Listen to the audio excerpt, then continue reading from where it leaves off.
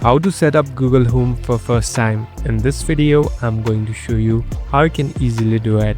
First of all, you must install this app. Now simply open Play Store. Now here on the right bottom, you can see this search icon. Simply tap on the search icon. Now on the top at the search bar, search for Google Home. So it will pop up in the top. Simply tap on it. Make sure that this is the right application. You can verify it by seeing the logo and verify it by seeing the company's name. Here on the bottom, simply tap on install. So the installation has begun. So what is Google Home? Basically, this is a feature that Google has provided. Here you'll be able to have different home features enabled. So as you can see, the app is getting installed and it's done. Now you can easily open and start using this application. Thank you for watching this video. I hope this video will help you.